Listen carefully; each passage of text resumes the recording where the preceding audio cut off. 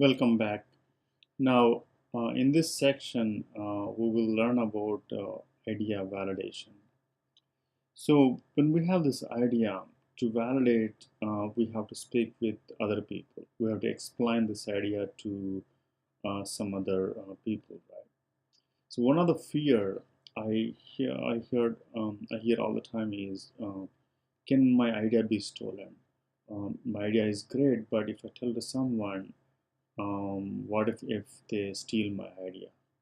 This is one of the common perception, but um, we have to understand one thing here. Ideas are cheap. Just having idea is not everything. Idea is not everything. Execution is everything. You should be able to execute with idea to become a successful product. So let's say even someone likes your idea and they want to steal your idea. Okay, but you have to remember one thing: they need to have the same vision and also same commitment as you have. It is very difficult. Even though I like your idea, but I may not have the same passion as what you have towards in that market or in that area. So what one thing you have to remember here is genius is 1% and inspiration. I'm sorry, genius is 1% inspiration and 99% is perspiration. This is a quote given by Thomas Edison. It's exactly meets to our point here. So idea is not everything. The execution is everything. So don't have any concerns about explaining your idea to someone. Like, what if they steal your idea? Okay. So, and then let's see. The next thing is to validate your idea. You need to have an open mind. So, what do we mean by open mind when you're explaining idea?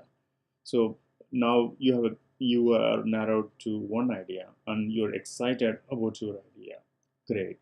But don't love your idea yet because we want to validate this. Okay. And also you need to accept one fact that idea is at this point in version 1 and it is not a finalized version. Maybe once you validate and explain to some people and take the feedback, maybe you can improve your idea into version 2 or version 3. Okay. So so how to improve your idea to right version? So, and also it may never get perfect, because we are a lean startup and part-time startups. We want to always look for slow improvements. Small improvements also matters here. Okay, so keep open mind and don't be stuck with what your idea is saying. Try to be adaptive to criticism or reasons why other people think it may not work or it may work. Okay, so now whom do we pitch? The answer here is pitch your idea to everyone.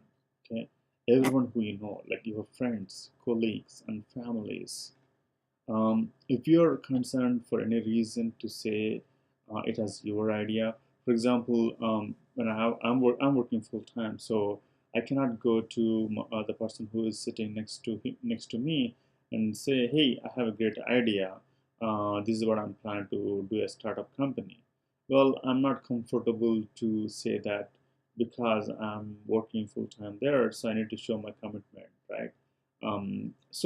But I can do this, right? Hey, one of my friend is planning to start a business in this area. I think it may be weird, but let me take your feedback. And then I can explain the idea and then take feedback. So you don't have to say your name. You can say it's your friend's idea. And also you can even pitch this idea to even strangers. Let's say you're waiting for someone in the shopping mall, or you're waiting for a coffee in the line, or you're in the elevator alone, or at the airport waiting for your flight. So have a conversation with someone, and then if you think he's approachable, You can ask him saying that, hey, I'm planning to start a business in this area. The purpose of this business is to help so and so problem. I'm trying to gather feedback from nice people like you. Would you spare a couple of minutes? Who would say no for this kind of request, right? I mean, they'll be curious to, okay, what do you mean? What are you going to start? So don't hesitate to pitch, even it is to strangers. And another important factor here is when someone is giving you feedback, don't interrupt them to give justification. Or don't just say that, oh, you may not be the right customer, so you don't know about this. Right? It's very easy for us to say if someone is saying, oh, it may not work, or there are so many solutions like this. We don't have to defend our idea there. We just want to listen and learn. So you can ask more questions like, why do you think so? Yeah, what you're saying is a great point. Can you tell me more about it? Okay, but if you do this over the period with even few people, you'll be surprised that what you will learn from these interviews, or pitching with the pitching the idea to some people. In fact, no one will give the same answer. Some people will immediately say, "Oh, it's an awesome idea." Some people may even give you information. Your idea is good, but it's already done in so and so website. You can go and check that website. Okay, so this helps a lot. And the next thing is, when you are conveying your idea to validate, rather than saying verbally, for some people, if you want to explain more details, try to prepare a simple PowerPoint or a keynote slides and explain, saying that, okay, this is a problem. This is what my solution I'm planning to construct. And these are all the things for how I'm planning to do this. Just simply preparing a PowerPoint, you can convey more information about your idea and get feedback also. Or you can use just an image software, just edit them, put some logo and write something and show this is my idea. What do you think? Okay. Um, if you want to reach more people, like not just people whom you see in your office or colleagues or family, you can use online medium. You can create a simple survey saying that, okay, I'm planning to start so and so business. What do you think about it? Or would you like this thing? Would you be interested to buy for $20? No, the yes or no questions are simple one-line answers. You can create these surveys in surveymonkey.com or qualtrics.com. So there are a lot of free survey websites, and you can use even social media as a great way to validate your ideas. Like social media in Facebook, you can create a question and multiple choice answer, and you can ask your friends. With instantaneously, you can reach hundreds of people in social media. Even in LinkedIn, you can post a question on your friends and let them answer, or you can even post the link to the surveys, so you can get the response from all these people, right? So ultimately, the goal here is we want to get as many people as possible to give their feedback for our idea. What do they think about it? It can be negative or positive. We want to learn from their feedback. So it gives our confidence to move forward, or it gives some thoughts to modify our idea to make it better to proceed further. And one another important thing you should have always, it is a sanity check, that what is the problem I'm trying to solve? Why customers should buy my product or visit my website? Am I in the right direction? What are my customers saying about this idea or product? This is where you learn more about in next sections how to involve customers in getting the feedback from day one. Okay, so this checklist you should have all the way from idea to launching your product, so that you will be in the right direction. Okay, and one final thing I can say about idea validation here is, before you take actions, this is what I would follow. It gives me great confidence. and also comfort to proceed with my idea. I'll take a best case scenario. Okay, so if everything goes fine, my idea is great, I launch the product, if everything goes fine, what will I achieve?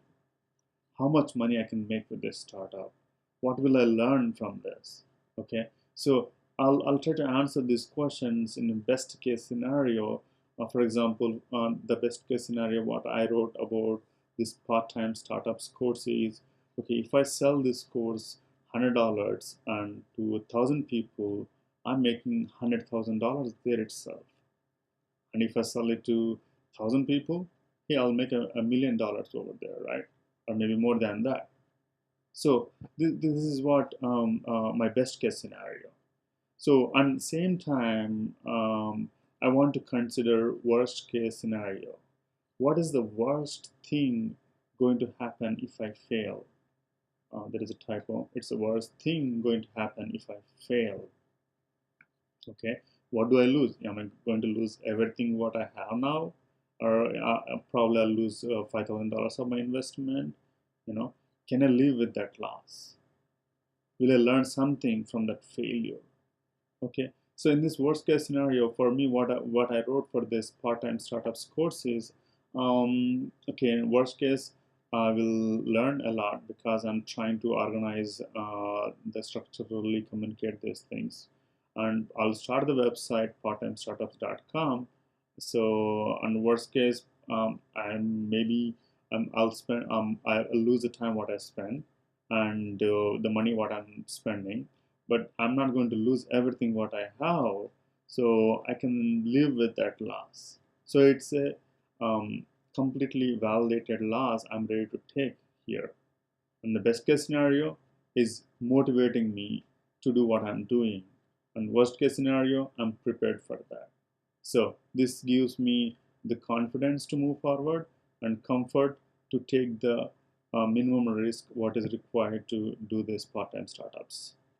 Okay, all right. Thanks for listening, and I'll see you in the next section.